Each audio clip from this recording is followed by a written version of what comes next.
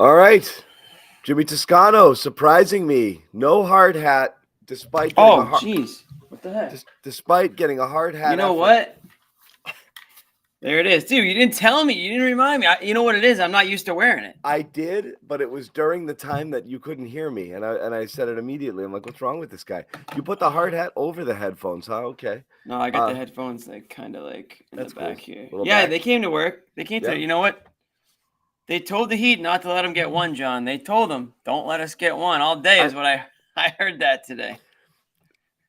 You know, it's pretty funny though that you had A-Rod and Jeter at the game. That is kind of funny, actually. It's pretty funny, but I'll say this: it was Bobby and I did a preview, and I don't believe it's hard to. I mean, you can't assume a team is going to come back from 3-0 down, but I do believe in the logic behind putting the pressure on when you do win that fourth game, especially if you're coming home for 5. You create a new series. If it was 3-2, you wouldn't think the Celtics were dead and buried. It's 3-1. You take care of business at home, you're putting yourself in the same position you were in twice. What recently against the Sixers and against the Bucks, which is winning a game 6 at home to something you had to do to extend a series and bring it home and win. And they've done that twice. So that's not ridiculous. All of it, when a series goes 3-2, all of a sudden things change. At 3-0, it's impossible to think about it. So did they change things? Yes, 100%. Absolutely. Do you have any faith that they're going to come out and play a good game in game 5? None. Zero. I have none. I don't know. So again, I just Jimmy, can't say. I nobody don't know. can say. What I will say is this. You're going to have the argument that's been going on for the first 3 games, Jimmy, has been, is it all just shooting variance? Is it a make-miss league? You heard Tatum in his post-game commentary just there, well, the shots went in today. Yeah. And that's a simple way to look at it, but it's not the wrong way to look at it. Sometimes it is as simple as that. Today, the Celtics made a bunch of shots. Miami missed a bunch of shots, and things flipped. But you can't tell me, in the first half, the Heat were shooting only 33% from 3, and we're leading. And the Celtics were shooting 36. It wasn't the Magic 4. There were other reasons why Miami was leading. They were playing better. They were getting into the paint. They were getting layups. They were getting a lot of things that the Celtics were giving them. The Celtics looked like they just ran it back in the first half and prayed the threes would fall. But in the second half, the threes started falling, but they also played the best defense that they'd played in several games. They were really connected, except for a couple of times late there when they let Butler just walk down the court and get uncontested layups. They played a really good half.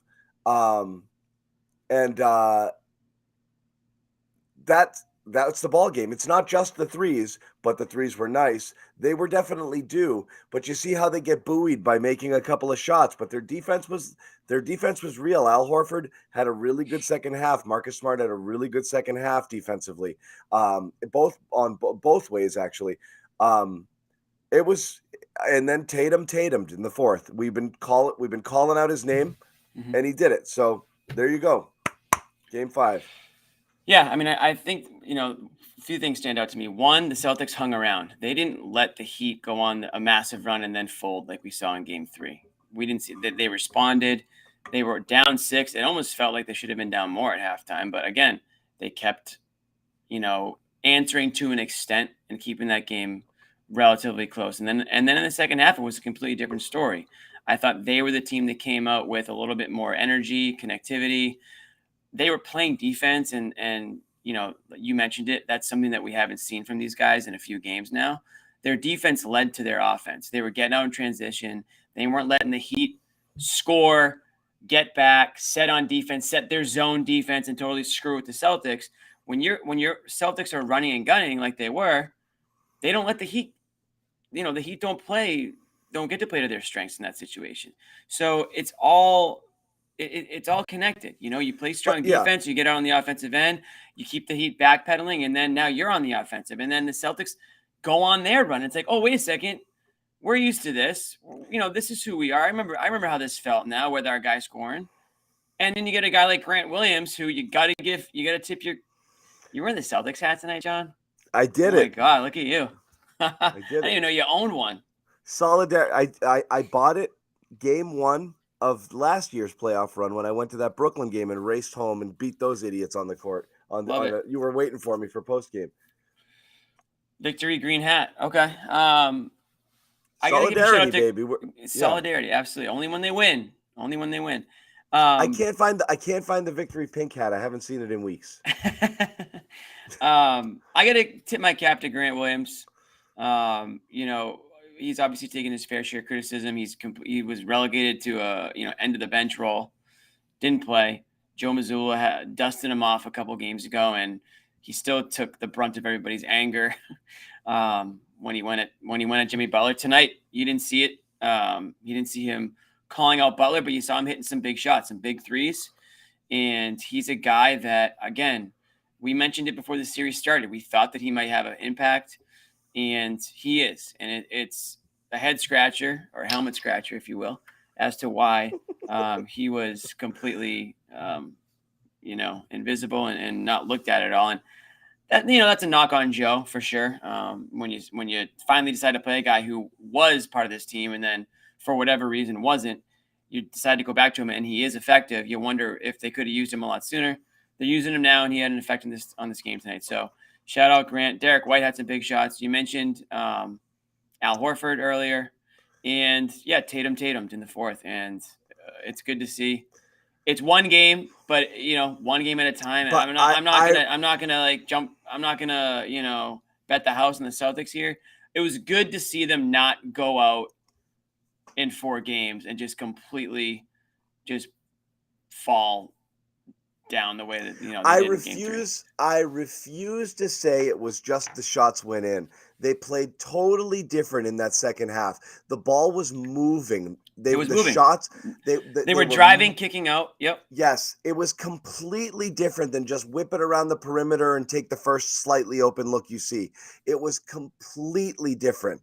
With the exception of a couple of Tatum pull-ups, most of these were 3 earned threes. Okay, swung to the open guy. Even the misses were good. Smart missed a couple late. Those were good looks in terms of the flow of the offense. That's what you're trying to get at.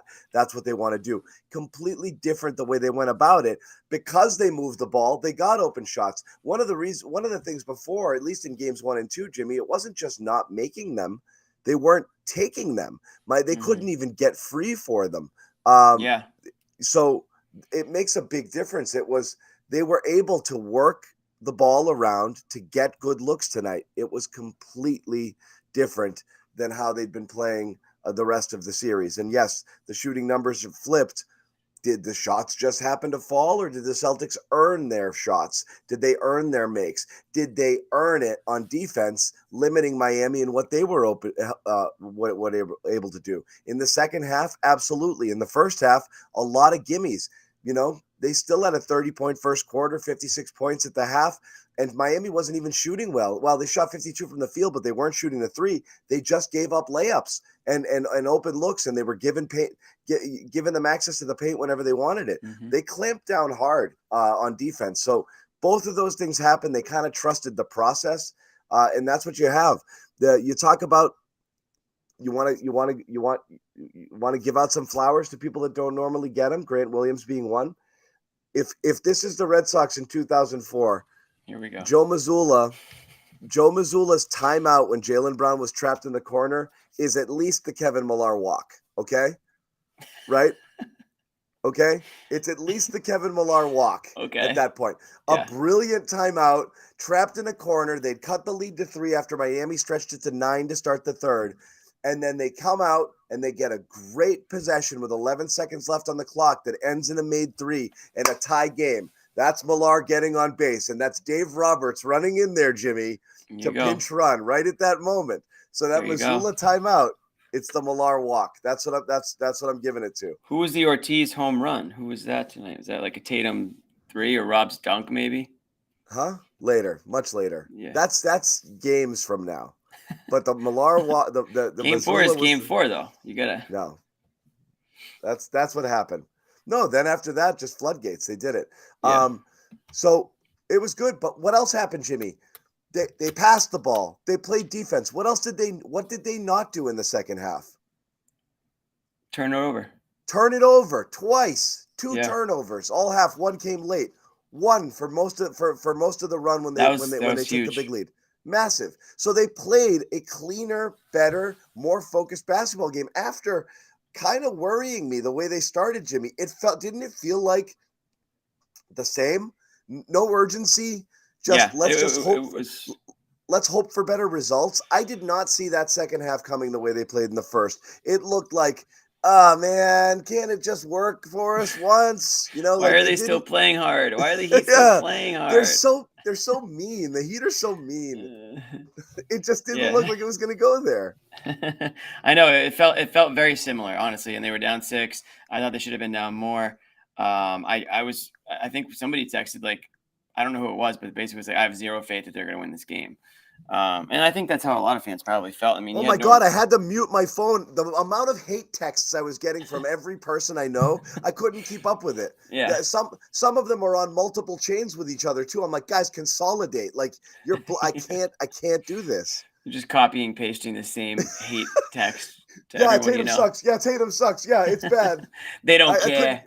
These guys don't care. They're losers. I couldn't do it. I couldn't keep up, Jimmy. I know. So again, credit to the Celtics. If they do lose this series, is one of them. This bastard is texting me too. They were the Afric brothers are letting me have it. Yeah. These guys don't text me about basketball. They're lighting me up all night. Anyway, go ahead. No, I was gonna say, if the Celtics can't win 4 in a row here, if they do drop one of the Heat, it's games like this that'll make you think, what the hell? Like, this is they were capable of playing like this so much more often than they did this entire playoffs. They just screwed around, and that's what's so frustrating about this team is when you watch a game like this. Yeah, on one hand you enjoy it.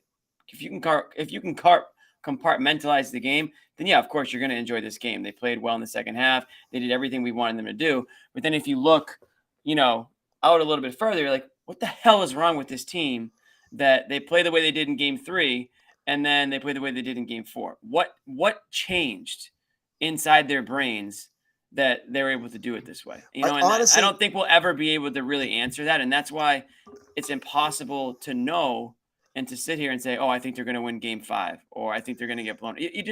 You have no freaking clue. Honestly, Jimmy, they're simple creatures. And, it's almost like, you give them a cookie and they're happy, like a couple of threes go down and all of a sudden they're like, oh, I did it. I'm going to go play some defense now, like they just see one go in, you fire it up. Yeah. Or they need compliments. They need reinforcement. They need someone to tell them they're pretty. They need to feel good about themselves to be able to go out there and give max effort. They get really down on themselves. They get deflated. They have a everyone's against me sort of thing. They sulk. They don't get back on D when the shots don't fall. It's amazing. It's such a, just their bad offense has such a deleterious effect on the rest of their game. They just fall to pieces. What effect? It's bad. It's bad. The hell word are you using here? Don't let me get out the dictionary. Middle of the show. Don't let me win one. Don't let me get one. Don't let us get one. Don't let us get one. I can't believe that friggin' tired TV, every friggin' TV reporter needs to write their package, and now every news director's telling them, "Oh, let's do thinking they're the only people on the planet who thought of it. Let's digging up the old highlights. Yep, going to the vault, pulling out. And Dave Roberts is off with the pitch. Think they're the only people that thought of it, and then at 4:00 A block, every single reporter tosses to the same exact story. That's what happened today. Yeah, a few of those reporters were probably covering this. I think Rochi must have been there, asking the same questions to the Sox players. Butchie, every one of those guys, chew it up.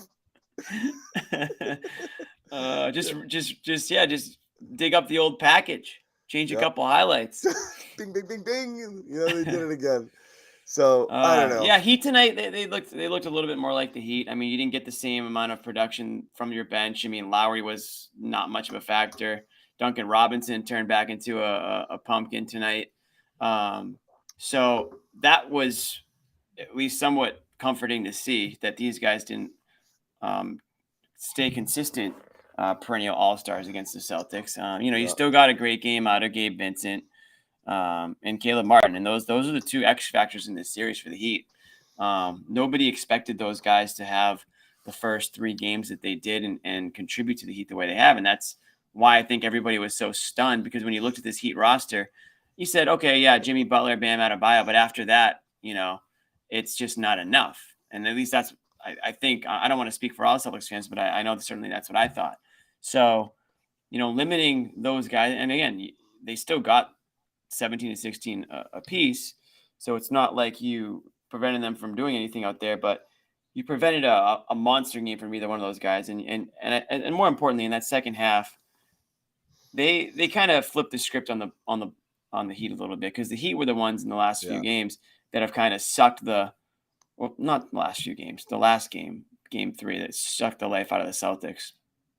Yeah. We got to remember the Celtics blew games 1 and 2. They had the lead in those games. So, completely different situations tonight where they were able to extend that lead in the fourth quarter, in the second half, and live to see another day. If they can just focus on one game at a time, and that's how you have to treat these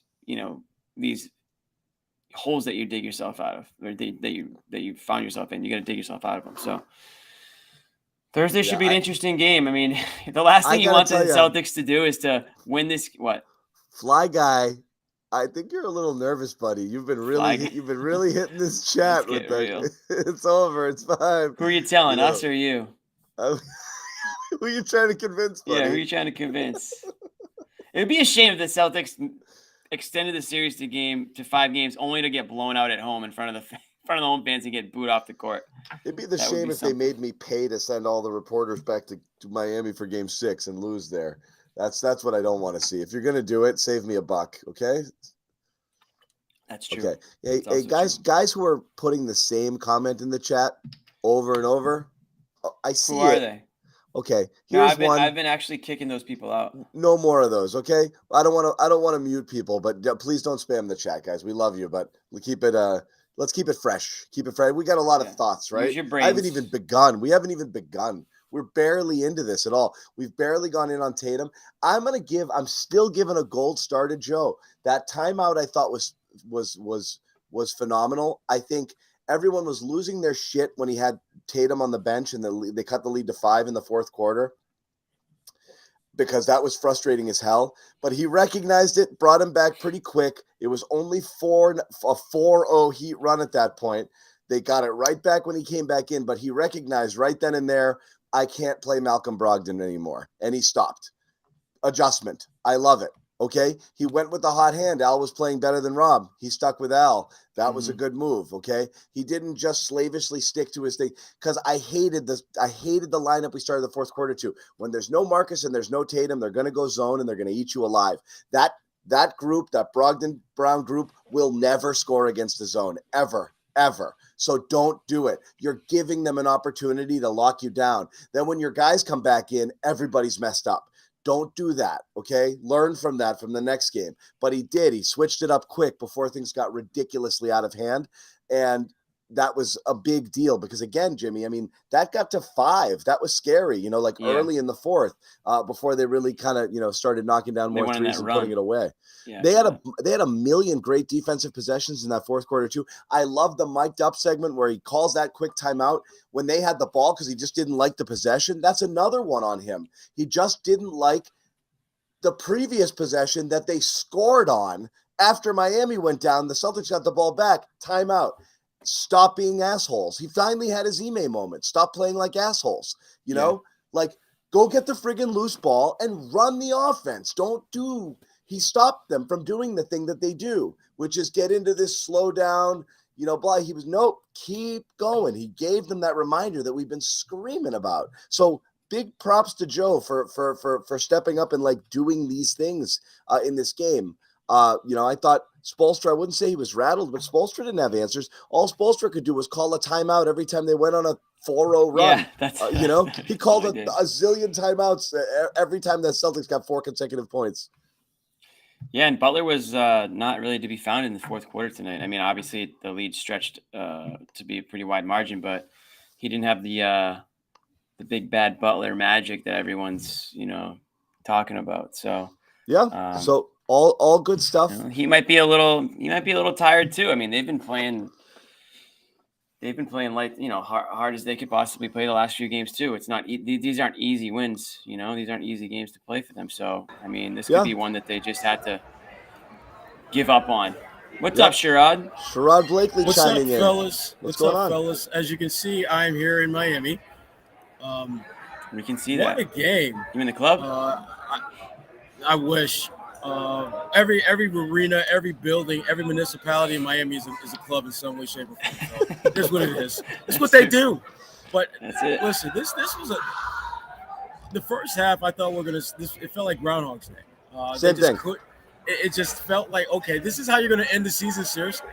And the thing that jumped out to me about this game, and I hope to God that when they look back at the video, that they lock in on that stretch in the third quarter where they just became 5 defensive animals, where they just absolutely, I mean, they scored 10 points off of turnovers in the third quarter alone. We've had games where they don't even get that many points off turnovers for a game. They got that off of 5 turnovers in the third quarter, and that, to me, was the difference in this game. They went on that 16-0 run, but a lot of those points were fueled off of turnovers.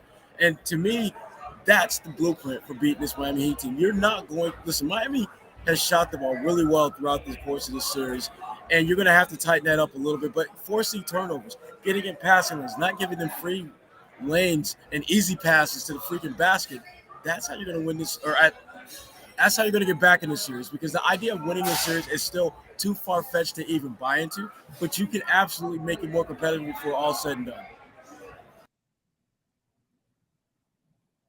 Facts, my dog. You there, John?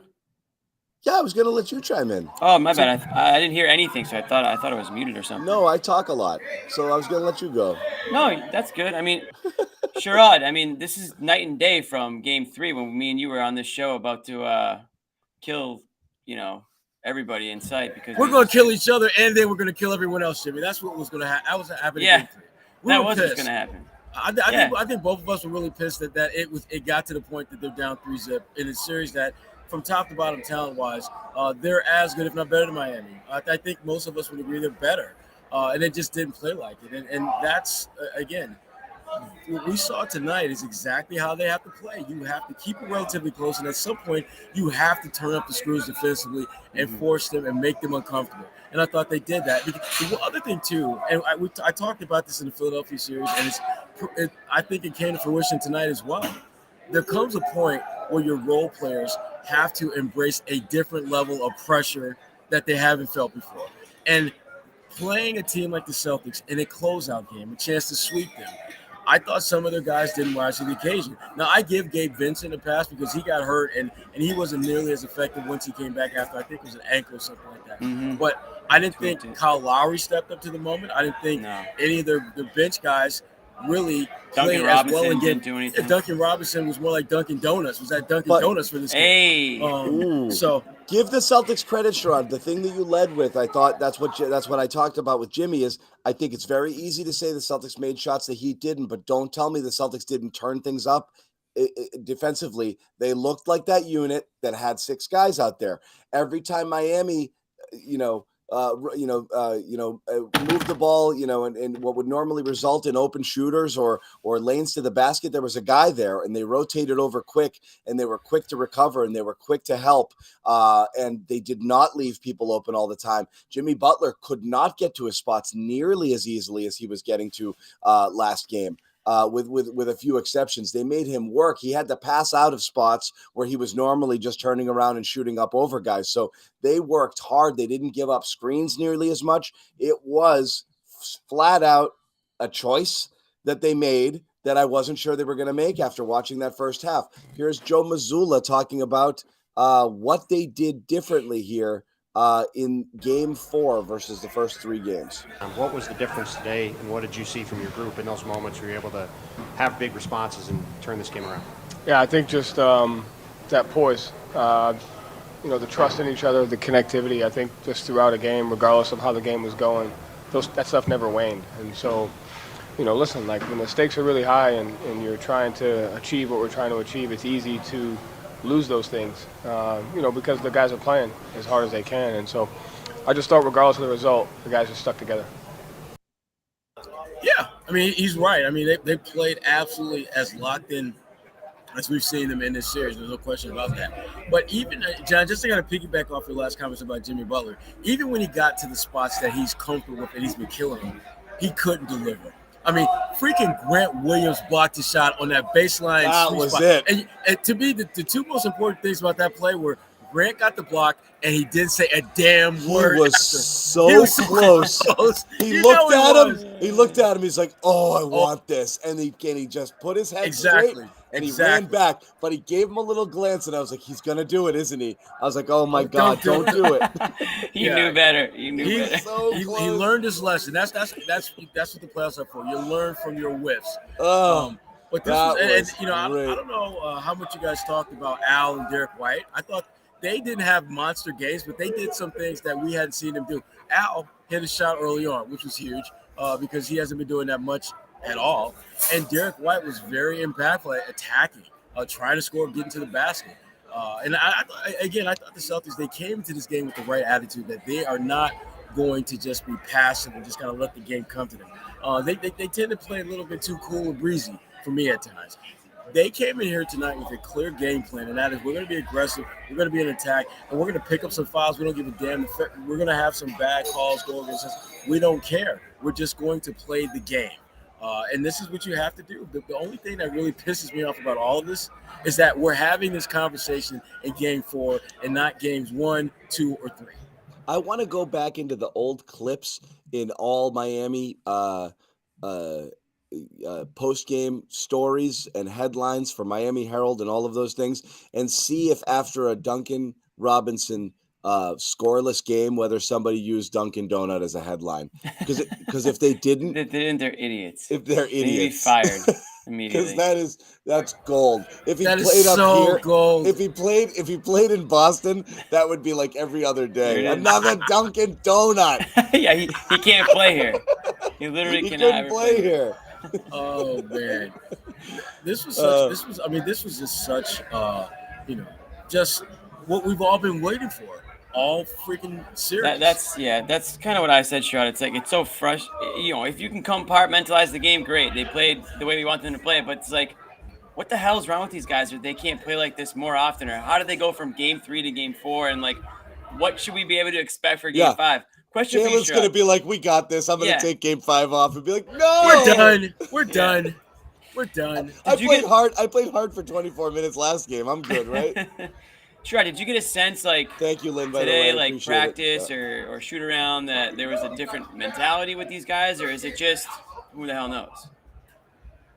Well, the biggest difference I noticed, and their locker room before games is pretty quiet regardless. Yeah. But it was like a spooky quiet in there today.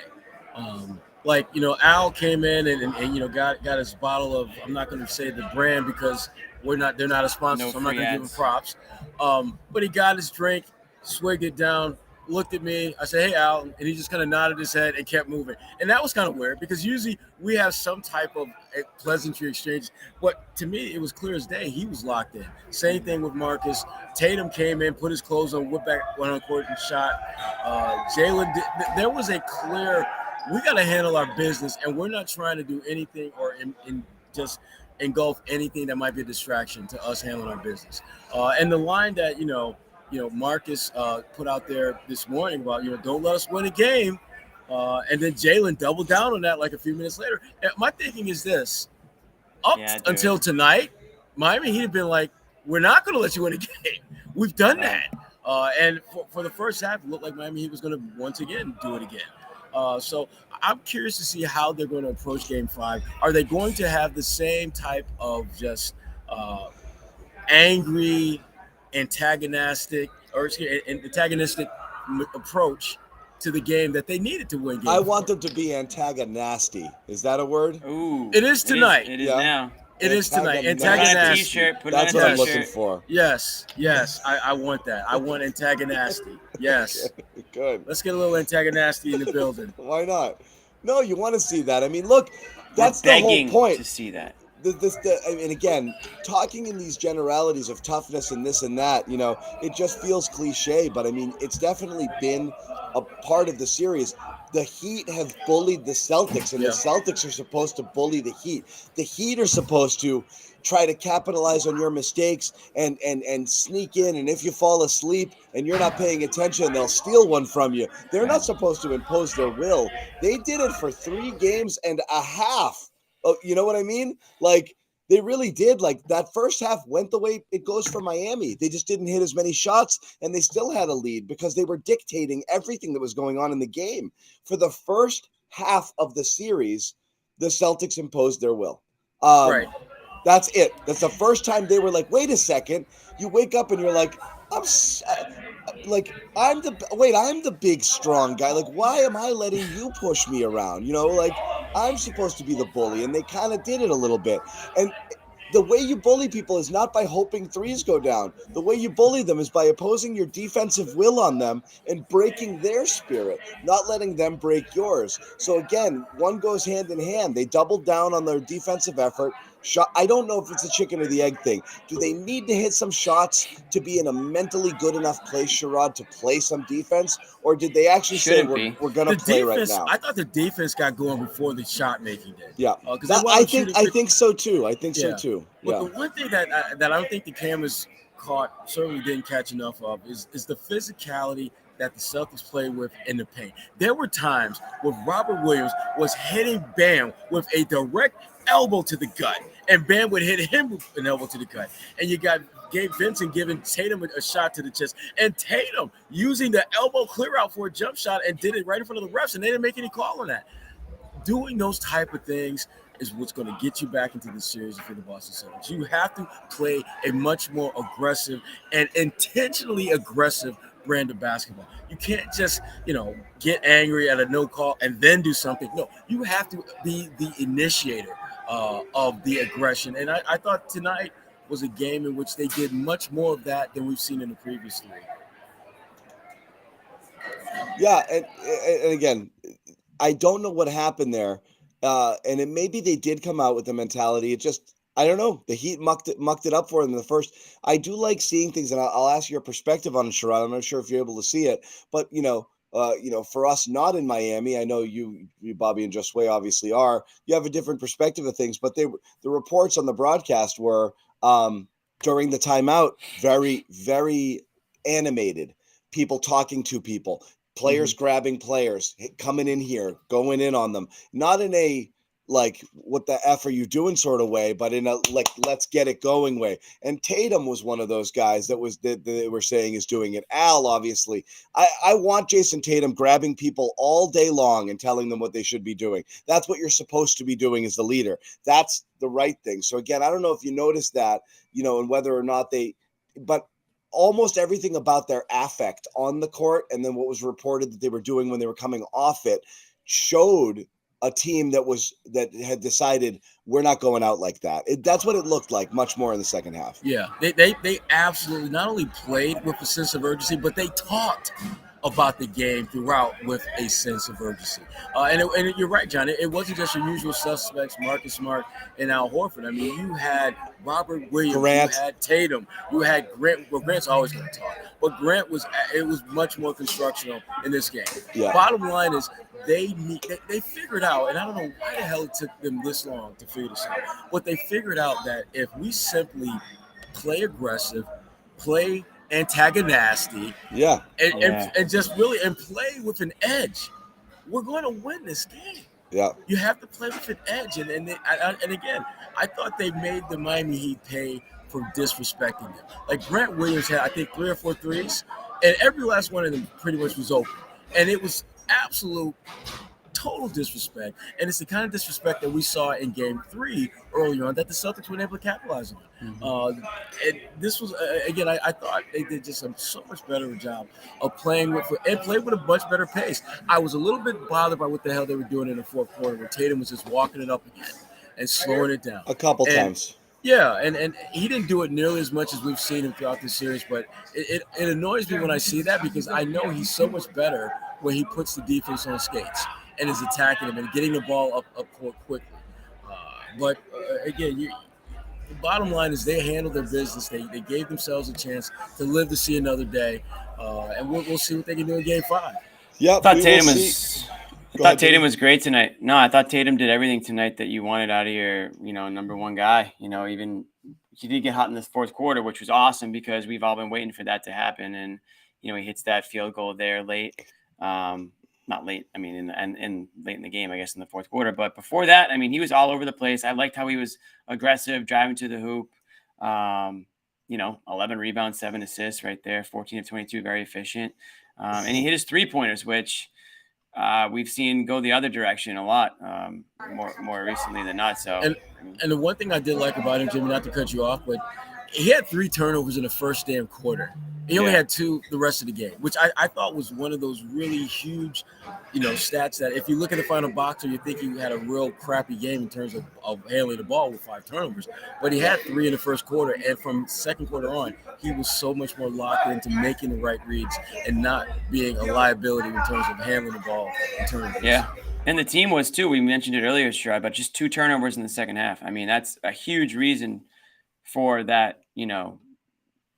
A huge reason for the way the Celtics were able to extend that lead. I mean, they're not giving up possessions. They're not allowing the Heat to get more shots off. And, if they just, that's kind of like something that you'd expect the Heat to do. Like we talked about the Heat, like they don't beat themselves. Tonight, the Celtics didn't beat themselves. They actually played smart basketball. They played collected, connected.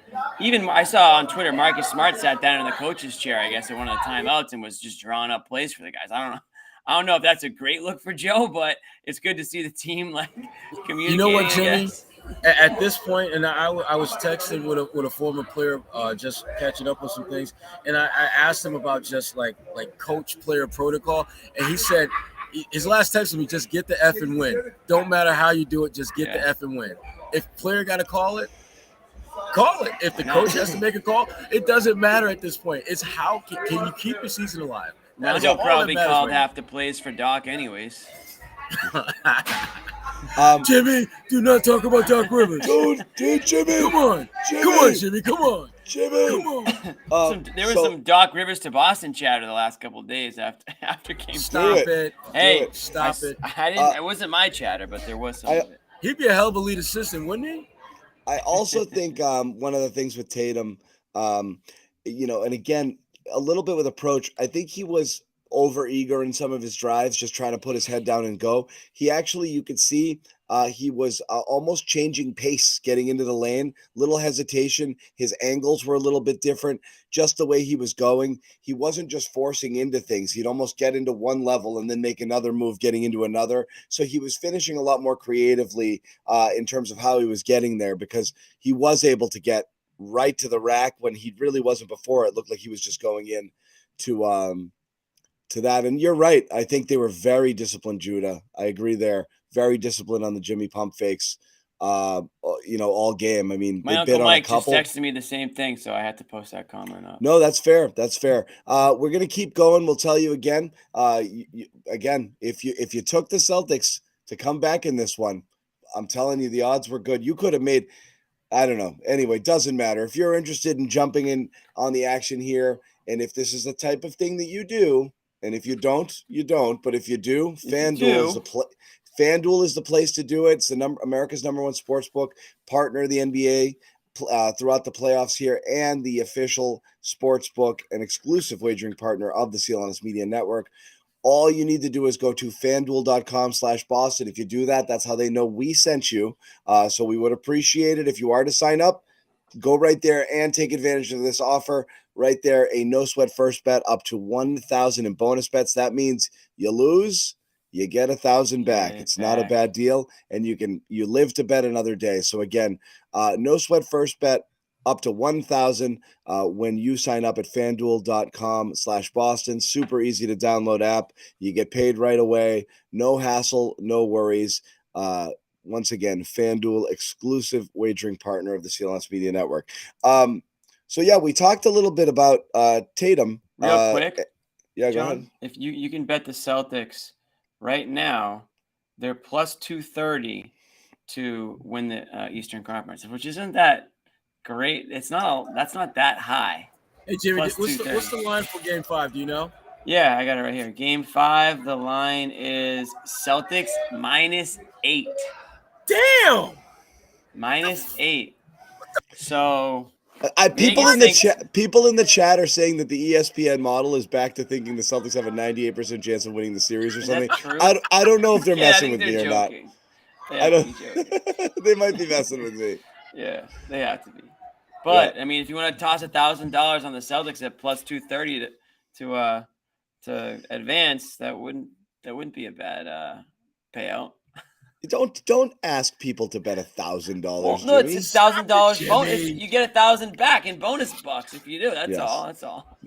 Yeah, Not I know. saying to do it, but if you did, you get it back in bonus bucks. It doesn't mean you can just cash out your bonus bucks, guys, but you can rebet it, and then you can win that, and then you can cash that out. And you're definitely going to win the second if you lose the first. That's what Jimmy Toscano's telling you. Exactly. You learn from your mistakes.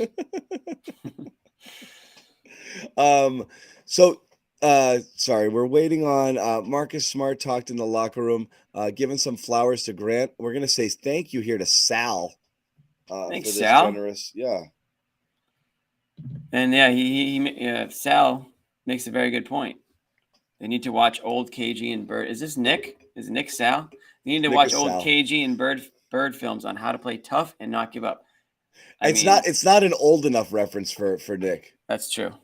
KG's too current for Nick. It's Larry, Havlicek. Yeah, it's Hondo. You got to watch Hondo and Tommy.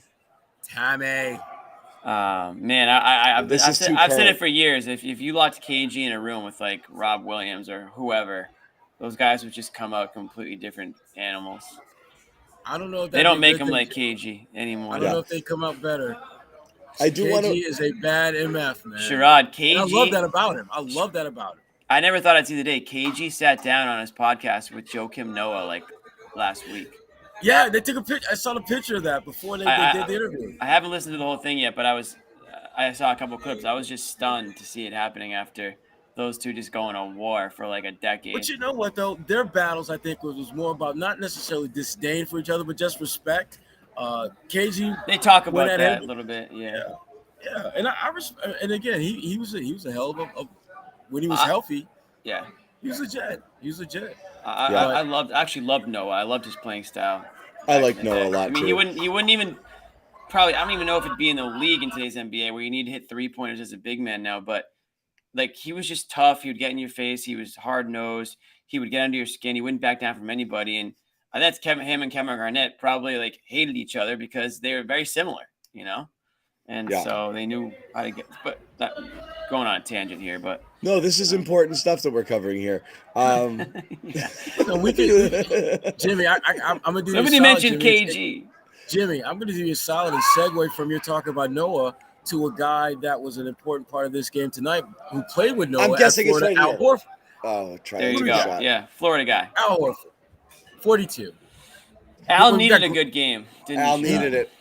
He did. I mean, this was the first game where I thought in this series they did a good job of not leaving Al on an island. I thought he got smoked in the first half a few times, and again, a real bounce back in the second. He had a tough time defending the paint. He had to go out on an open shooter a couple times. First half, I thought he had a tough time, and then he completely turned it around. He was completely different player, and I don't think it's a coincidence that they started to surge ahead in the second half when Al became a better interior defender and did a better job when he gets those switches. The more I watch him play, the more I realize just how important he is to just the ecosystem of the Boston Celtics. When Al is playing solid, they're solid. When Al is struggling, they struggle. And they don't have anything to really kind of, fill that gap. And these are the times where I think so much about how different this team would be if they had Danilo Gallinari healthy. Because he could give you a little bit of that Al juice that you're just not getting now. And Rob, I think Rob is learning a lot in this series with Bam. I think he's learning a hell of a lot. But he can't get. But when Al is not around, Rob can't adequately give you the things that Al does. Mainly because he's just not a stretch big, and you don't have to respect Rob outside the paint shooting the ball. But Al was good tonight, man. He was good. In the second had half, he was really saw good. a couple go down early. I think that kind of helped a little bit. And that was huge. That was huge. Well, you look. What are you gonna do? I never like the idea of people who do something like for a living stopping to do it just because it's not working. Like for a little bit of time. Like you can't. It does. Say that again. Al Horford doesn't work if he's not out there extending the defense and shooting those threes when the ball rotates over to him. It's part of their offense.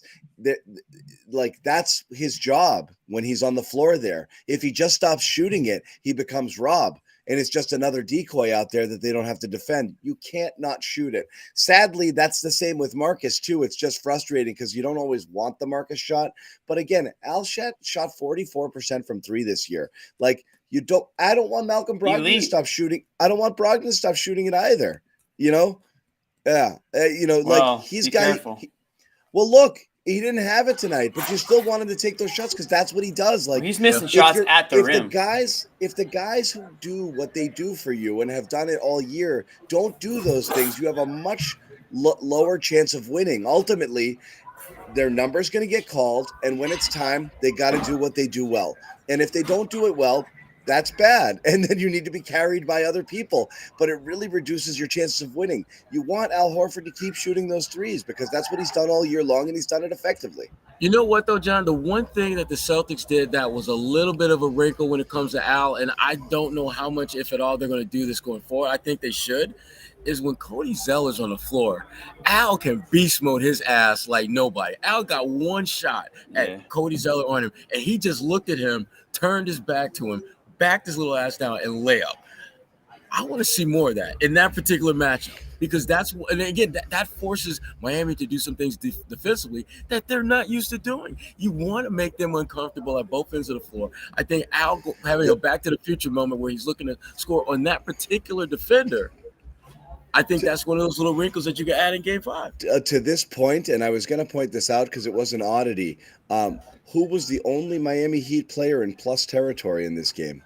Probably Zeller. Cody Zeller. The Celtics could not solve the Zeller problem. I don't know why that was. Well, you know what? They stopped biting on Jimmy's head fakes, but they started biting on his. I don't know what it was. That just means he wasn't in for that third and fourth quarter stretch.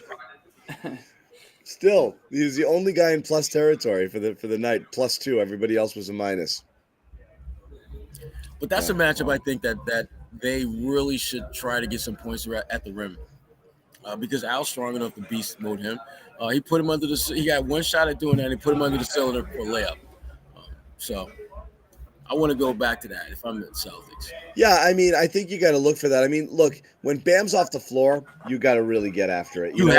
These are gifts when Butler's off the floor because this is where you're supposed to have been able to win this series. Is like the Heat just aren't. I mean, they're down two important pieces. Already, like when you're taking one of those two guys or both of those guys off the court, and Bam's on-off numbers, Bam's plus minus. Bam's been arguably, really close to Jimmy in terms of overall effectiveness in this series and how good he's been. They should have been feasting on those Zeller, like licking their chops and going at this guy. So I would agree there. But Al, a terrific bounce back game. Marcus Smart, terrific bounce back second half. For someone who was struggling there for the first half, he wasn't very good. 0. He was not very good.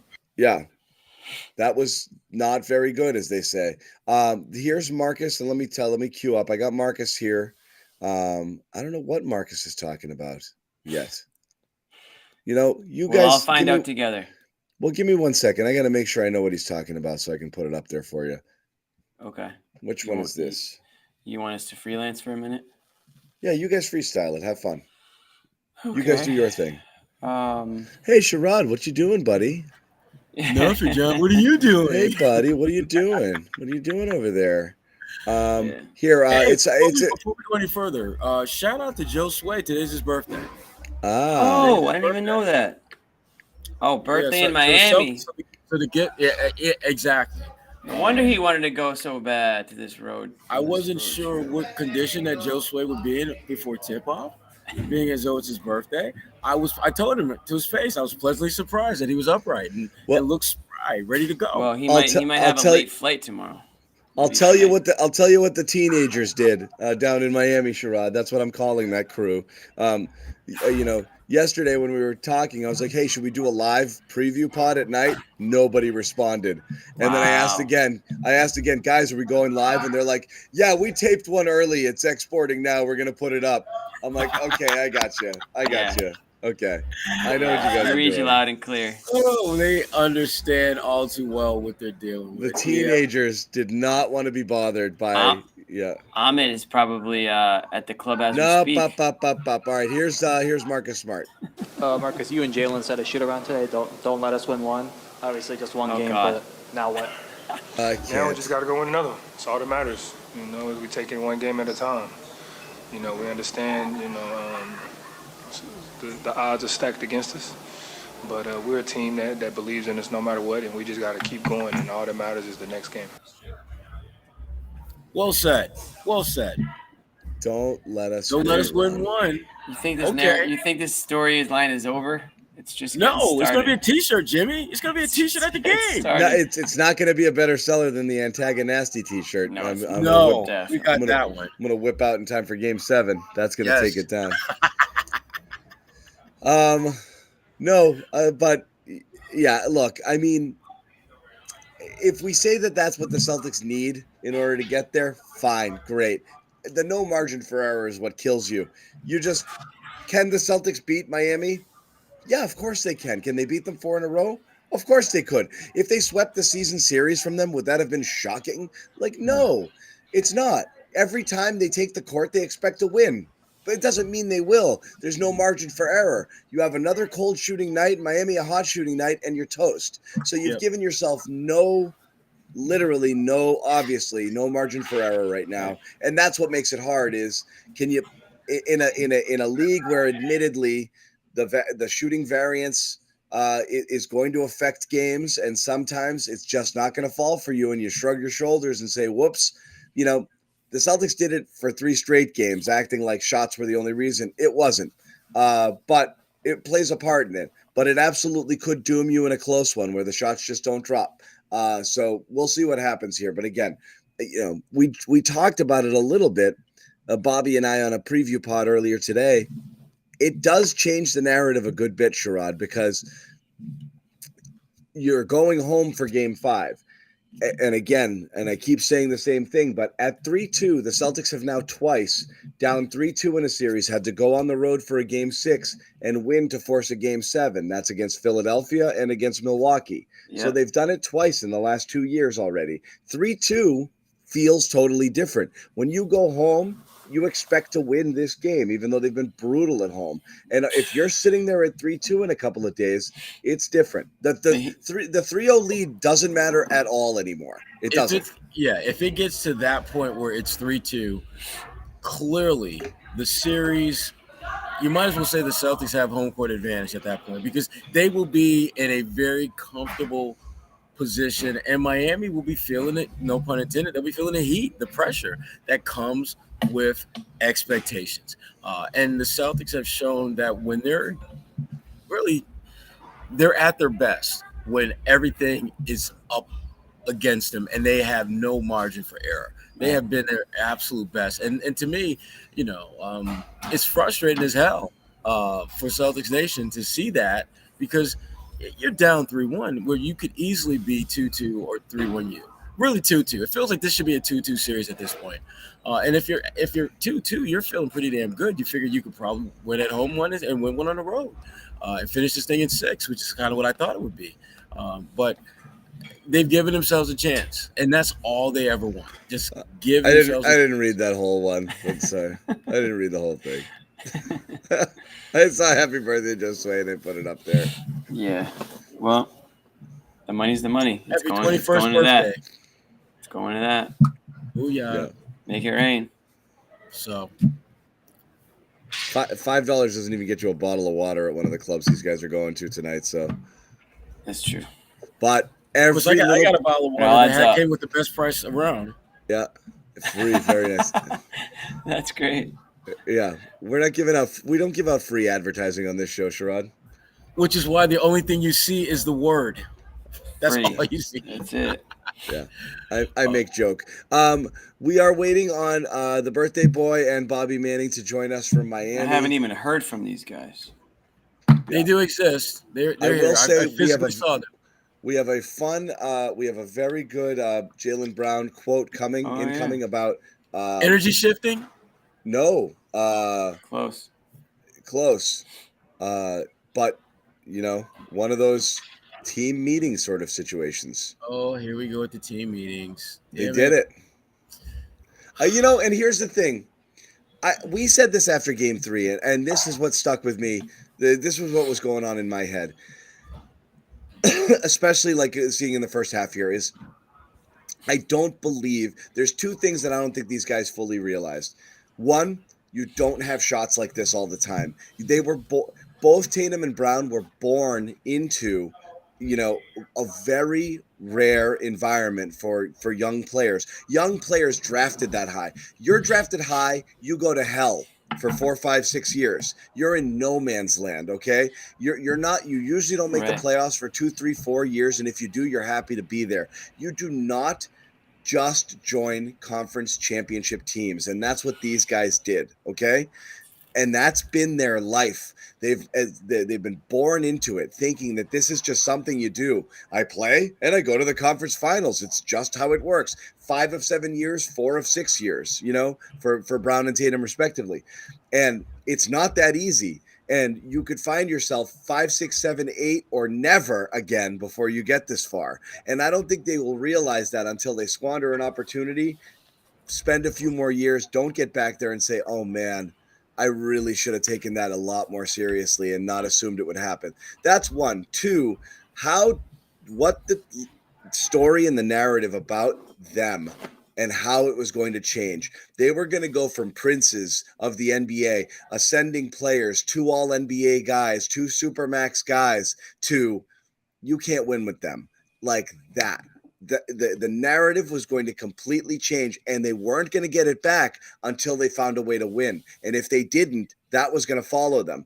They're good little players. They can score. They'll never lead you to anything real. Well, it's not out of the clear yet, John. It's not out of the clear, but I wonder if part of that was like going out like this it's going to define us, we're going to be judged by this in a very harsh way. And it might also be the end of us. So if we want to keep this thing going, there's a lot riding on it. Even finishing with some pride, extending the series even to 6 games is going to hit a lot less. It's not going to hit nearly as hard as having gone out here in 4 games. Yeah, because if they're able to extend it to that level where there's, it's a 6-game series, I think it's a lot more palatable for Celtics Nation to just say, okay, they got off to a crappy start. They made some mistakes. They clearly learned from it, but it was just too little too late. And that'll be the narrative, too little too late. But they have to figure out how, as a collective body, they can play with a consistent edge.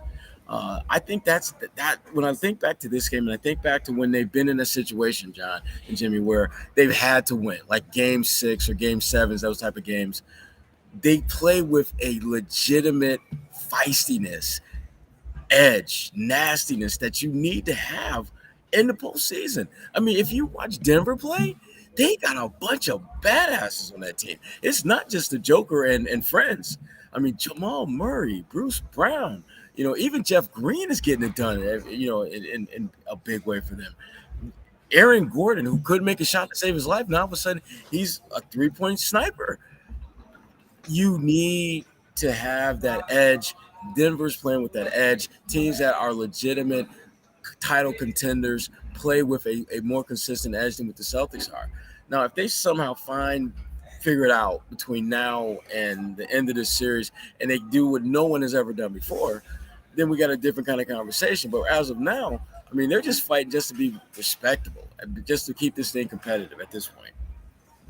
Yeah, for me, it would need to go to 7, and it would need to be like a hard-fought Game 7 for me to kind of flip how I feel about this team. If they lose in 6, okay, great. They woke up and they won a couple games, but the fact still remains that they blew a massive opportunity to go to the NBA Finals. So I'm not going to jump to that yet. I'll wait to see what happens. Yeah. But Jimmy, I don't disagree. Yeah. I would feel the same way. In fact, this team could get to the finals, win the finals, and I'll still question whether they have it in them. Because I'm not sold fully on their makeup. I don't. Sometimes we put too much stock in wins and losses, and I think people have given them too much credit to this point for having gotten to conference finals or getting to certain points, but not actually having won anything. So. The doubts will remain even if they emerge from this series or take it to 7 games or whatever, whether they're serious, whether they have learned anything from any of their past mistakes, whether they're capable of kind of evolving and playing a different sort of way. So I don't really know, but I think overall the national media narrative in terms of how these guys are perceived, how Charles Barkley talks about them on TNT, which matters, like how they're talked about, by other people would have been, soft. And that would have been hard for them to shake off after being bullied and made to look mentally weak as they had in those first 3 games. They had to take a stand. They really did. So Jaylen Brown, like I said, he did talk about some of this here, and we're going to hear from Jaylen right now about what kind of went on behind the scenes, even though he doesn't give a lot of details. Jaylen, Marcus was in your ear a lot tonight. He was talking. What did he do, and how did you guys kind of, like you talked about the galvanizing yesterday, how important was that? Because it just seems like after that, like you said, after game 3, you guys could have just made your, Cancun plans, and you didn't. You came back. How critical was that meeting, and Smart kind of always in your ear? Like you said, I think that showed our character. Like right now, obviously we underperformed in the last 3 games, and you start to hear all these stories come out about X, Y, and Z. Who knows where they actually come from? And 99% of them is not true at all. So, we wanted to stay together. And I think that was the emphasis last night before we played today, was make sure we was on the same page. We didn't want to come out and lay an egg. We wanted to come out and play together. We wanted to come out, trust each other, come out, play some defense, have some pride about yourself, and find a way to win a game. And we are more than capable of doing it. So tonight we got it done. Smart was in my ear, letting me know where the game is at.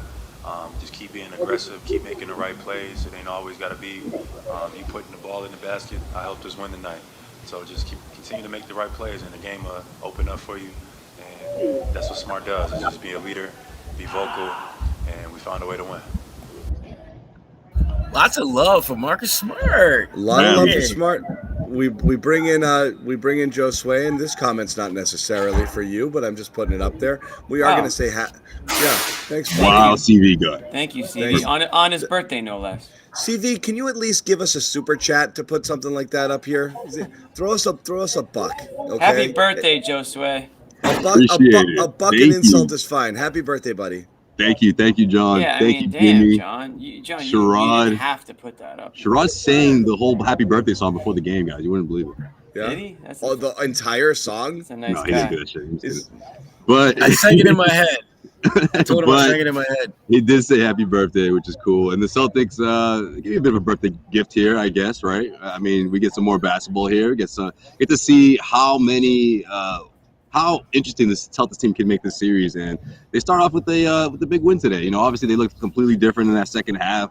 Jayson Tatum finally scored in the fourth quarter, so that's good, right? But what Jaylen Brown had to say, obviously, is what stands out the most out of these post-game comments, if you ask me, man. Like, not sharing details about this team meeting these guys have, I love that. I don't want to know the details. I just want to know that you guys are on the same page in the sense that everyone, whether it was a vent session, whether it was guys pointing fingers, whatever happened in this meeting, have it again. Have another one before Game 5 because it worked. It worked, and especially how this team looked in the second half because the first half wasn't so convincing. It was better than what we've seen, especially compared to Game 3. But that third quarter changed everything.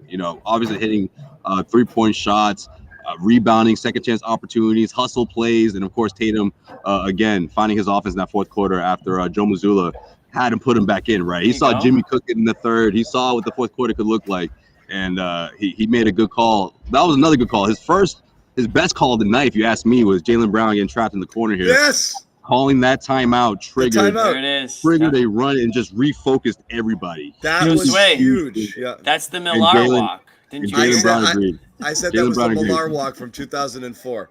Yeah, and shout out to Bobby for asking that, because Jaylen kind of smirked while he was asking it, and then he was kind of just like, almost bit his tongue. He wanted to be like, finally, Joe, something like, maybe it was to that effect, but he just smiled. He just said, I really agreed with that decision from Joe. He just left it at that. So I like that. Yeah. No, that is good stuff. And I love team meetings because, Was it players only? Players only at an undisclosed players area, only team location. meetings, 50% of the time it works 100% of the time, Yeah. Well, you remember the last time they did this, never Sean? really It was know. week Well, you're not three going to into hear the regular about it if season. it doesn't work. No, You but I never hear love about it. When it doesn't work, you're out of options. It's your last card to play. But when it does, you're like, well, we had a meeting, and the team meetings crack me up. Yeah, but when the player tells you about it and no one asks, like that's good, especially coming from Jaylen. I like that. Jaylen, he liked that meeting. You could tell he wasn't one of those guys being like, "Did this really get it done, guys?" I'm not quite sure. No, you could tell he probably went into this game thinking that was good that we all met last night or during the day, whenever it happened. He said it happened at some point yesterday. They met. So, dude, we just got 200,000 IDRs. I don't know what that. Sherrod's gonna probably like $20. Translate that for us. What is that? I don't know, but it John's could be. It's Indonesian money. It's $13. Could be a lot. Okay, $13, Josue. I love that. I'll get you a drink at the club. If somebody gets me 200,000 anything, I'm pretty geeked up about Exactly. it. Yeah.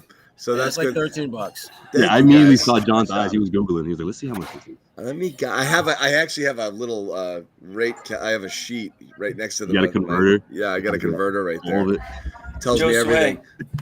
Thoughts on Jaylen Brown's winter hat look in Miami?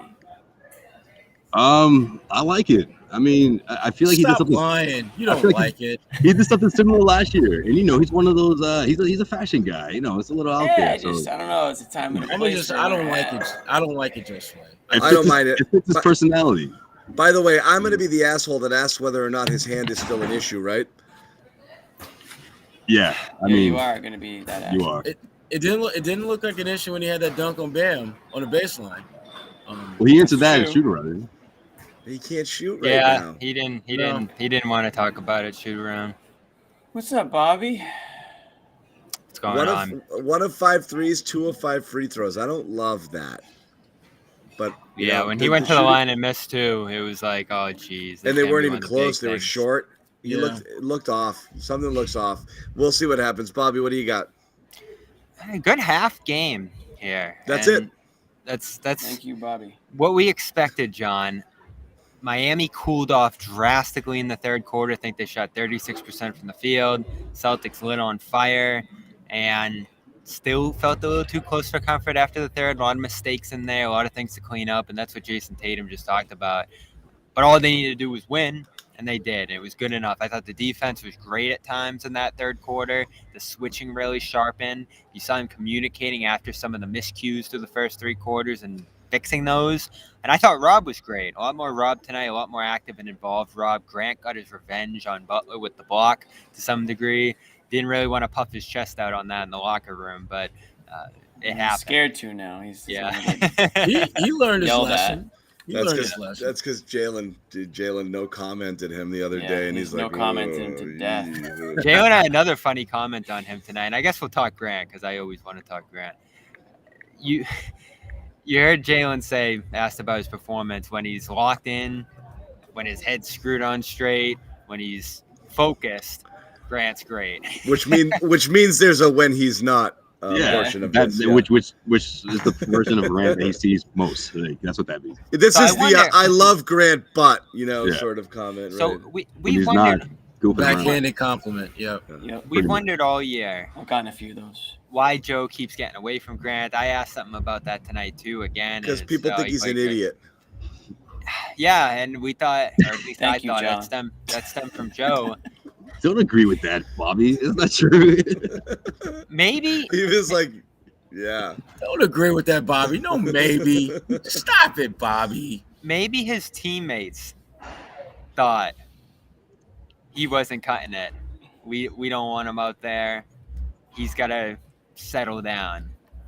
maybe it's just certain teammates, but that's something that never crossed my mind. Maybe the team was calling for Joe to get Grant out of there. You think some people are like, Grant, don't Could ever be. get in Jimmy's face again? Like, you think that something like that? No, I think he No, just. I mean all the way back to when he started sitting on the bench every night in February. Oh, all right. I think his ways are irksome, just to a lot of people. And that's all it comes down to is like, I don't need all of this, Grant. I just need you to do what I need you to do, and I do think that just, it grates on people a little bit. I do think like people love him in like a little brother sort of way, but also it's like, he's like one of those friends you have to apologize for. Like, yeah. You got to just give him time, get to know him, get to know him. He's all right. No. The classic line is he's really a nice guy, really. He means really. well. Yeah. He means well. He means well. He's yeah. a good That's guy. line, Just yeah. you got to give him a shot, okay? Everyone's You got might that have to one give him- friend. Like, yeah, he's he's who he is, and he's a little he's a little annoying, but he means well. We've all got those guys. You might have to give him a lot of shots. But So what is he? What is he now? I think he was 12 for 24 coming into tonight from 3. I got to double check that because I had it up at one point here. Coming in tonight, 12 for 24. Add what was he tonight? 4 for 6. He's 16 for 30 from 3 in the playoffs. Your team that wants to shoot threes and he hits it every time he puts it up. He's a versatile defender. He should be playing, and he should be playing a ton. Joe has some explaining to do. Grant going to 0, it seemed, again, we thought Atlanta might not be the series for him. But when it got to Philly and he still wasn't playing, it's like, what are we doing This here? is who he is. Yeah. He was giving you 10 points, 5-6 rebounds when he was playing 30 minutes a game. And they're not flashy stats, but they were important and they were consistent. Yes, I know he struggled for a while there. But consistent, I don't know, Bobby. Here's what Grant allows you to guess who else struggled for stretches this year? Tatum, Brown, Smart, Brogdon's not even capable of making a shot right now. Yeah, but on the best nights, what is with you and Brogdon? Because it's just different treatment for different guys. Like it's not. Brogdon has been one of your consistently better performers throughout the playoffs. Bobby, he was 6th man of the year. Who went ice cold for 2 games, and you're killing him right now. I'm just saying, you let other guys. Grant's playing 29 minutes, scoring 0 points multiple nights, and like, come on, I mean, like, you can't compare these two situations. I'm just saying, you let other guys on this team all the time, and I know their guys are more stature, and their guys higher in the rotation, and the guys are better. I don't think so. Grant's an everyday guy. Grant didn't sit once last year, and now it just happened regularly this season. We don't agree with that. But let's not overstate like the value. The reason I don't understand the value is Grant gives you the versatility to do a lot of different things with your lineup that they can't do. Like, they want shooting on the floor, but every time you're playing Marcus and Rob together, that's hurting you a little bit. So when you're factoring in Grant lineups, you're always putting a shooter on the floor, but somebody who can also defend and someone who acts as a big. If you're worried about defense, but you also need shooters, he fills both of those needs. So I like personally, and I like the Grant Rob lineups, even though Al played well tonight, when Marcus is not on the floor. And when Marcus comes back in, I like him coming back in with Al. That way you're always going to have 4 shooters on the floor in those situations. And I think that's what they should be looking to do. And then you use Grant whenever you need it, matchup dependent. It makes sense, but it's weird. It's just flat out weird. Bordering on malpractice, Bobby. I agree that he removed him completely. Yeah. And it didn't explain it either. Just said match. John, you can't say that. You can't say that. You were the captain of that ship. You didn't want to see Grant ever again. I didn't think he was essential. I thought at the time when Hauser was playing over him, Hauser was playing better. Hauser was giving you shots and giving you different things that you needed. They're terrified in this series. If you don't want to just play 7 guys, Grant is your only option. They're terrified to put Hauser out there because they know Butler's going to hunt him on a switch every single time down and score. And so they won't play. Joe won't play him a minute. So you're screwed. You have to, at this point, put Grant in there and roll the dice. Otherwise, you have You have no rotations You at just all. have 7 guys. Yeah, you're screwed. And if one of them is cold, you're playing 6. You all of a sudden Brogdon can't shoot anymore, and you've got to play him 30 minutes. So like you're so limited when you go that when you shorten your rotation that far.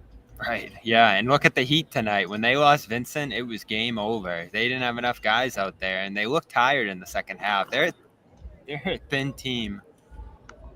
Lightning strike floated above What me. in the world just happened? Yeah. Wow.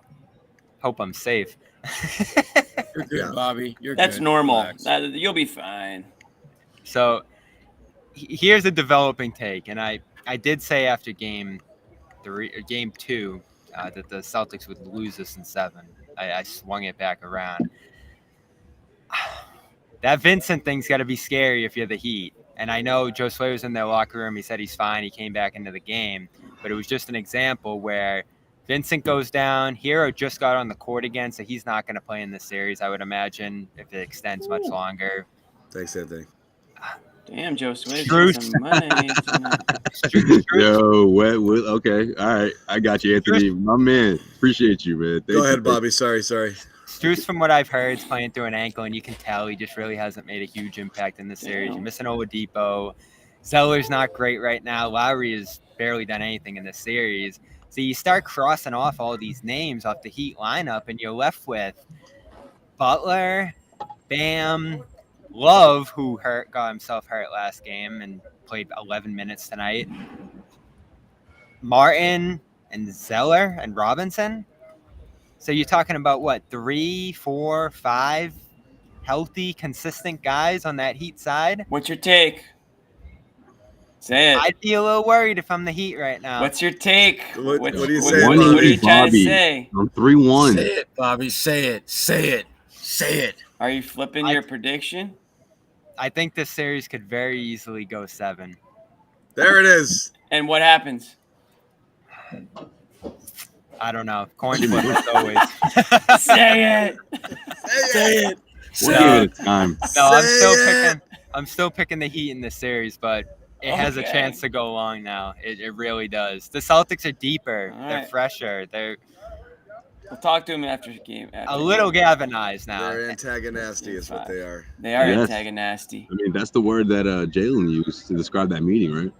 Also, another Antagonistic? success for the team meeting. Galvanized. Awesome. The team meeting is undefeated. Steve Buckley had a great question tonight that had the whole room laughing. He was like, I need some color in this team meeting. Were you guys in a diner? Were you guys run into each other in the hall?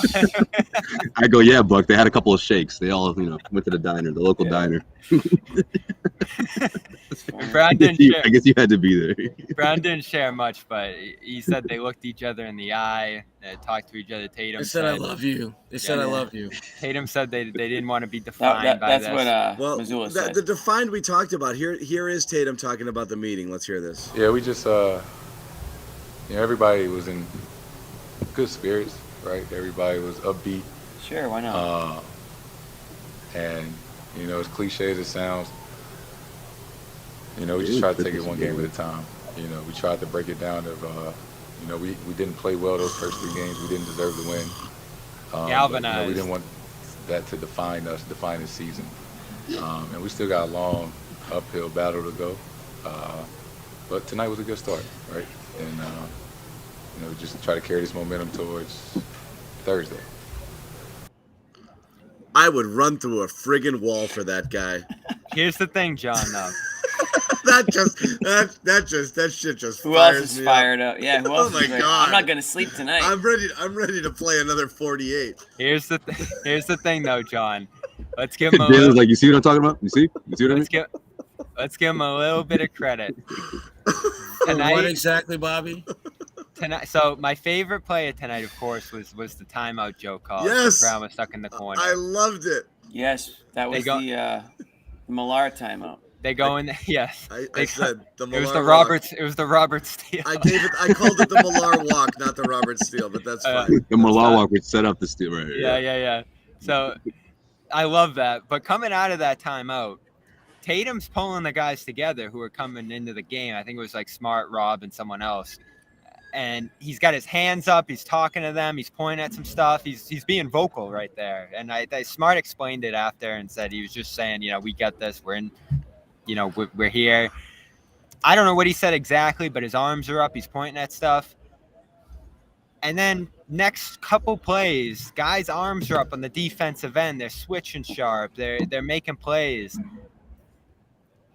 All I wanted to see was a little bit of vocal leadership from Tatum, and I don't think it comes natural to him. But he tried tonight, and he set an example on that end. Smart said, I thought he got active. Hey guys. I'm going to give him credit here. I actually agree, Bobby. I thought he was much more demonstrative in almost all of his actions on the court. Even little things where he wanted the ball and didn't get it. He said, come on. You know, he was the way he was directing got traffic. Them up the court quickly. Getting up the court with urgency, directing traffic, pointing to where guys needed to be. And even they talk about on the sideline, pulling guys in and talking to them and the communicating. Different dude. You guys were there. He looked more verbal throughout. Yes, definitely. Yeah. Definitely. Not wasn't even close in terms of his vocal in this game compared to previous games we've seen. And they're going to need that. I mean, that's part of the deal that you sign up for when you play the way he does. And the sooner he embraces that and really starts to work in that towards being better at that, the better this team is going to be. Yep.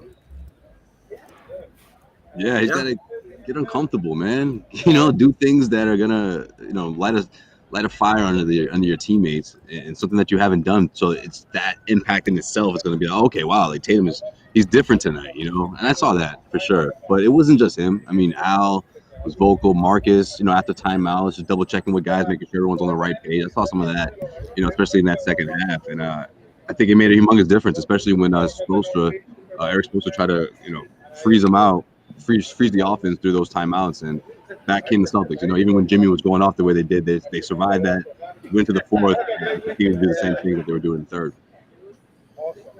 Yeah, but how much of this was just the Celtics hitting shots tonight? That's a big part of it in that third quarter. I'll give you that. You know what? That was a part of it, but that shot making was triggered by their defense. Their defense was much more present than their offense. And they wound up shooting 51% from the field, but the defense is what really won them this game. In that third quarter, when they went on that 16-0 run, their defense was just absolutely in all the different passing lanes. I love it. Yeah, I mean, that was the defense that we thought we would see much more of in this series. Those were two other plays I loved in the third. That's what scared them, Sherrod. That's a really good point. I feel like that's when they kind of froze the Heat. They're like, oh, wait, they can do this, for long periods of time.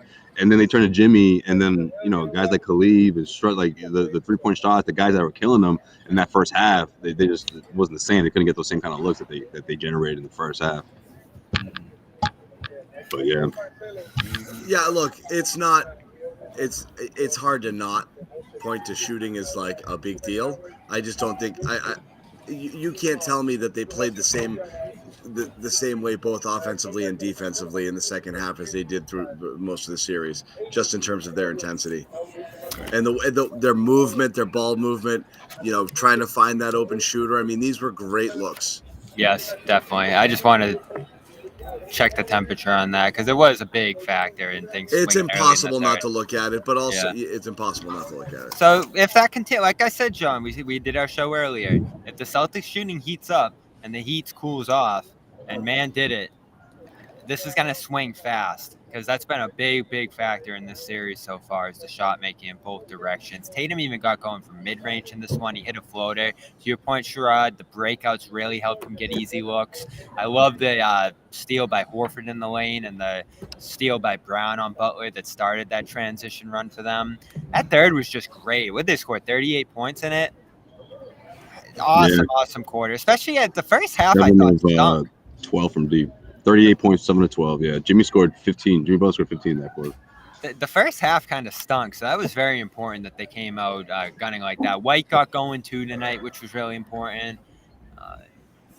Brown kind of figured things out a little bit too against his defense, as he keeps talking about how they're forcing them to score in non-traditional ways, especially for himself. He can't really go right at them. So, like I said, I heard Smart in the locker room after and talking to one of the assistants saying, we just got to win a quarter at a time. We're focused on winning these quarters right now. Forget the game, forget getting to 7. We're taking it 1 quarter at a time. And you definitely saw that tonight in terms of, you lost the first and the second, or you tied the second.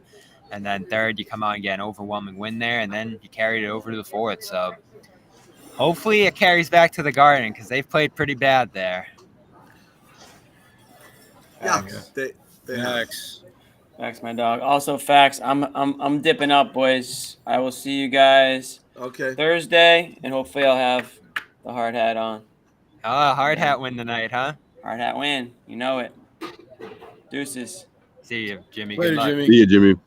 So, Bobby thought this team was done. He didn't wear the bucket hat. He I didn't forget. I left it off. Like He Jimmy left it did with off the because hard he was hat. like, "This thing is over." Yeah. This wasn't a celebration. I was getting ready for a funeral here. Yeah. Well, we are gonna wrap it in just a little bit here. I think we'd be remiss not to mention whether did anyone ask Jalen about the injury situation? Is anything bothering him? I asked him at shoot around. He was asked to shoot around. Oh, you asked him. Yeah, Right. he didn't want to talk about it. So I'll ask him again at some point because I think he was in I don't want to be making excuses mode. But nothing on that today. Huh. Interesting. I do have something though on Brogdon, who again came into the series with a right forearm strain. Everything is short for him right now. He's been getting a lot of treatment on that arm, and again today after the game, huge ice pack on it at shoot around, huge ice pack on it after the game. Again, a ton of treatment. I didn't get to talk to him, and hopefully I will back in Boston, but he seems hurt right now. There's no doubt about it. This isn't the Brogdon we've seen all year shooting the ball. 2 points over the last 2 games. Yeah. He's in a bad place physically, it seems like. Something looks wrong You think there it's for physical? sure. Yeah, I think it's that right arm. You got to think so with the way he's shooting. Yeah. That shot was so pure all year. I wonder if he bounces He's back. missing layups now. I mean, now That's he's what- missing yeah. shots at the rim. I think that's the part that concerns me. That could be something with his health because you got to make those layups. If you don't have the shots to fall, like he has that capability with his footwork to blow by people, but he just hasn't been doing it. I mean, John, you tweeted that thing out today. You were like, "It seems like he's aged 10 years in the past 5 days." I'm like, Yeah. "Yeah, that's pretty accurate, man." Like he just looks slow, like that aged guard who's like way past his prime years, and that's not the case for Brogdon, right? He's not anywhere near that stage of his career, but he looks like that, or he has. So yeah, that first half rotation for him was really rough on both ends. So I don't know what's happening. He's not in the injury report right now, but he was coming into the series. So Joe's gonna talk tomorrow, and I'll try to get something on him. Okay. We are going to wrap it just a minute. Real quick, we want to let you guys know one more sponsor here, Athletic Greens. Check that out if you haven't already. It's been a sponsor that's with us for a while, so you know it by now. But for those who don't and are interested in taking charge of their health, check out Athletic Greens, one-stop shopping for all of your supplement needs. Instead of going out and chasing 75 million pills and supplements, just go get Athletic Greens. It's all there. 75 vitamins, minerals, probiotics, adaptogens, 1 scoop, cup of water, bang, you're done for the day. And like I said, takes care of everything that you're probably, chasing 1 pill at a time right now, trying to take care of gut health, recovery, immune system. What else you guys take it for? Energy is a big one for sure. If you do support our sponsors, you'll get one of these t-shirts as well. Bobby, we need energy this time of year. Bobby, these games are late. Say it, Bobby. Celtics in. Say it. I can't. That's all right. It's good. They won 1 game, John, and I think there are some This is good for factors here Celtics that could fans. send this. There's some factors here that could send this along, But we don't know who we don't know what they're going to look like when they take the court next time. They did not get the benefit of the doubt to have anybody's trust in them that they can. And again, I like the confidence tonight, but Yep. do it again. Do it again. You didn't accomplish anything here tonight. You kept your season alive 1 more day. You got to do it again. Yep. At home, where I think I read today they're 3-4, but they do have a plus 5.6 net rating, which shows that they've just lost some really key runs late in games Yeah. to lose a lot of those games at home. Final thoughts, Sherrod? Do it again.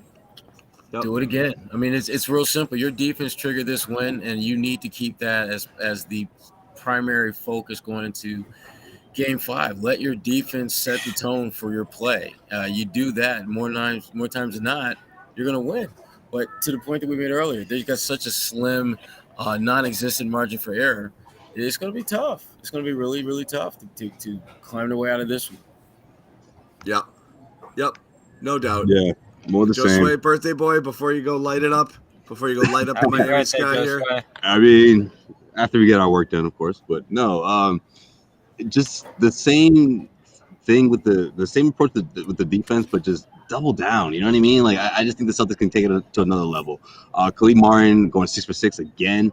I don't think that happens in Game 4 or Game 5 rather, but He's unreal. there shouldn't be another guy like that. And I just get the feeling that whether it's Max or whether it's Gabe Vincent, maybe he goes 4 for 4, 5 for 3. I don't want to see any of that. So hopefully the Celtics defense can be so empowering that it intimidates this team. Because again, like I've been saying all series, these guys aren't afraid of the Celtics. They're still not afraid of the Celtics. So going back home, crowd on your side, hopefully that can corral them to just put together that kind of defense that just can suffocate this team, this Miami Heat team, and get the Celtics out to a double-digit lead and keep it, because that's what's key, right? This Miami Heat team, like time and time again, has been able to wipe out their deficits 4 or 5 6 minutes. Celtics have to have their defense at a certain level where that's not happening, and hopefully we see that. If that happens, I think the Celtics win for sure, especially at home. Yeah, for me, of all of the key stats between the way that they play defense and the hitting the threes, thing that I'm keying back in on is those basically, 2 turnovers total after the first half. That right. What of all of the things that we've said with the Celtics in terms of habits that drive me the most nuts is it's a guarantee. The more they dribble, the more they turn it over. The more they move the faster they move the ball and the less they dribble, the better shot quality they get, the more the offense is humming. It's so basic. Like, look, shots aren't always going to fall at this clip, but for the love of God, you're putting the ball in the hands of Jaylen Brown and Jayson Tatum, neither of whom has a particularly good handle, and they're just trying to dribble into the teeth of it. That was brutal in the first quarter. They're just trying to dribble into the teeth of a defense that knows they're coming. Don't do that. Do the other thing. Sometimes it's as easy as that. I always find when the Celtics, the thing that drives me most nuts about the Celtics is when things get hard, they lean into the stuff they're worst at instead of the stuff that they're best at, which is their defense and moving the ball and trying to find open shooters. It's where they find success. Just have faith in the process. It's what, Bobby, you and I said today. Don't forget what you just did. Don't go once around the fish tank and forget what happened. Like, remember what was successful. Repeat it, okay? And if you lose, but go out doing the right thing. Don't go out playing the game the Miami Heat want you to play. And so I hope that they remember it. I don't know whether or not they will, but we will see, next game as well. I do have a couple of programming notes before we go. As always, let me see if I can find them. Where I lost them. Hold on, guys. Sorry. Do I have it? Yes, I have it. What happens after the Garden Report, guys? Do you remember? The late night show. Yeah, the late show. And now we've got reason for positivity, and these guys going to bring it here. The Celtics late. No new graphic? That's what I found. Damn, buddy. I like this I one think anyway. they gave me another one. I think they had Al, but I didn't have it. I didn't get it in time. This one's got my 2 favorite guys, Luke and Grant, so I'm good with it. I didn't get it. I think Ahmed had it for the promo, but that's the one I have. But it's coming up right after the show, so you guys should check it out. If you haven't already, subscribe to our YouTube channel, and for more content from Josue and Bobby and all of our other fantastic Celtics podcasters, including Sherrod Blakely, partnered with Gary Washburn and Kwani A. Lunis with the A-List podcast. This thing's not over. Several others. There'll be other post-game pods coming out as well. So make sure you check those out. What up, Max? We got some work to do. And Max, and also check out the audio version of the Garden Report. If you didn't catch the full show or you want to re-listen to portions of it in your car, you can grab the audio version as well wherever you get your podcasts. Celtics do it. They do it. Bobby Manning predicting Celtics in 7. First guy to jump out and do it. Congratulations. Yep. That was that's what's on the site, but I did flip again. Stay with it, my man. No, actually, don't flip. You not flipping is good. Stay where you got. Stay where you are. That's what I'm saying for Celtics fans. Stay where you are for Celtics fans. Thank you guys for joining the chat. Even the trolls, even the Miami Heat fans. We appreciate you. Even the people, even those of you who hate us, the people giving us 200,000 of something. That was all great. All of the guys who paid for Josue's night out in Miami, we appreciate you guys too. We have at least one more. We will see you guys on Thursday. We're psyched about it. So at least one more Garden Report, Game 5. Boston. Back to Boston. Thanks to Sherrod, Josue, and Bobby doing work in Miami. Follow all of those guys and all of their written materials. Sherrod at Sherrod Blakely. But what also, is the no, man, Substack is Sherrod Blakely Substack.com. Sherrod Blakely Substack.com. These guys, you can check them out, CLNSmedia.com. We are done. Celtics late show is coming up right after this.